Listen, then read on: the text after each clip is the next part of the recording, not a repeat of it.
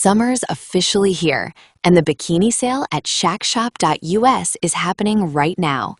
Get hot styles, bold prints, and perfect fits, all on sale for a limited time.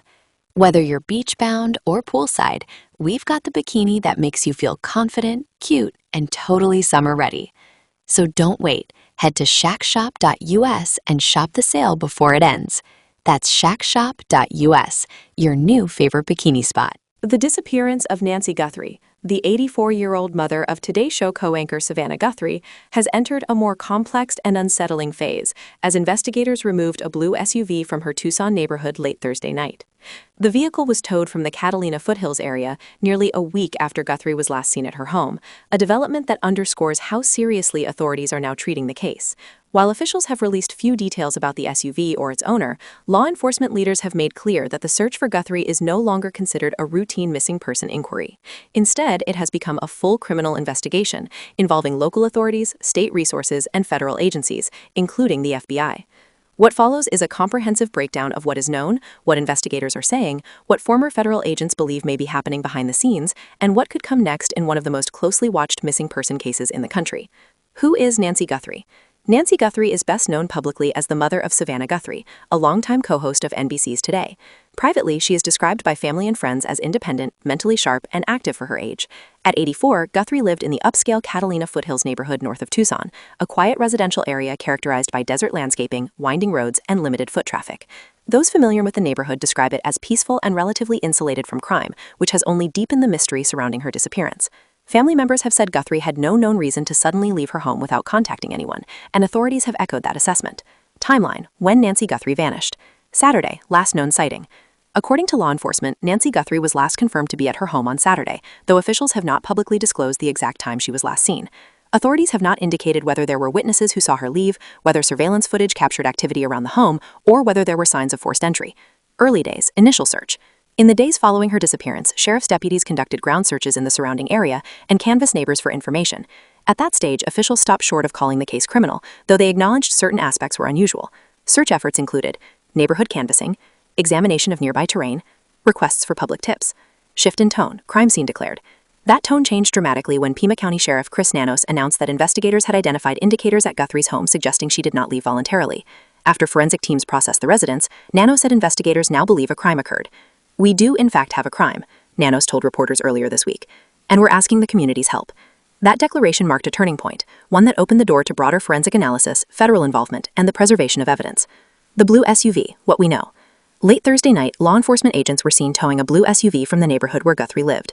Officials have not said who owns the vehicle, whether it belonged to Guthrie, a visitor, or a third party, where exactly it was located prior to being towed, what prompted its removal at this stage of the investigation. However, law enforcement experts say the act of towing a vehicle, particularly days after a disappearance, is often tied to forensic reevaluation, not sudden discovery. Why police tow vehicles in criminal investigations? Former FBI agents appearing on national television cautioned against assuming the towing of the SUV means investigators have identified a suspect or confirmed a theory. Instead, they say vehicles are frequently seized because they can contain a wealth of physical, trace, and digital evidence. Physical evidence. Former FBI supervisory agent Daniel Bruner explained that vehicles can retain fibers from clothing, hair or biological material, soil or vegetation, microscopic particles transferred during physical contact. There are lots of different possibilities, Bruner said. Investigators don't want to leave any potential evidence unexamined. Even a vehicle that initially appeared irrelevant may become important once investigators reevaluate timelines or receive new information. Chain of custody matters.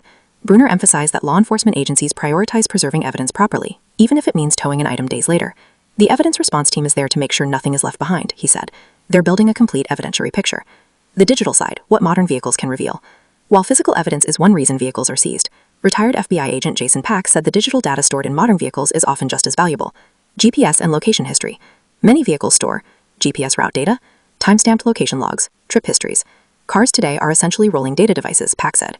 That information can help reconstruct movements before and after a disappearance. Even if a vehicle was not used during the crime itself, historical data can sometimes show where a person routinely traveled, whether routes changed suddenly, whether a vehicle was moved unexpectedly, connectivity and system logs. Authorities have not said whether the blue SUV contains such systems or whether any data has been extracted. Ransom messages, a disturbing layer. Federal officials have confirmed they are aware of ransom-related communications sent to both local and national media outlets. FBI Phoenix Special Agent in Charge Hythe Jenke said investigators are treating each message as a potential lead. "As with every lead, we are taking it seriously," Jenke said during a press briefing. Authorities have not publicly verified who sent the messages, whether they are authentic, whether they are directly connected to Guthrie's disappearance. Why ransom messages complicate investigations. Former FBI agent Brianna Fox said ransom messages can significantly alter investigative priorities. Sometimes a new message causes investigators to go back and look at earlier evidence differently. That reanalysis can include re-examining vehicles, reprocessing scenes, reviewing timelines. However, law enforcement officials have warned against assuming ransom messages are always legitimate. Why investigators avoid public details. One of the most striking aspects of the Guthrie case has been how little specific information authorities have released.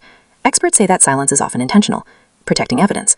Disclosing too much can tip off a perpetrator, encourage false concussions, contaminate witness accounts, managing public speculation.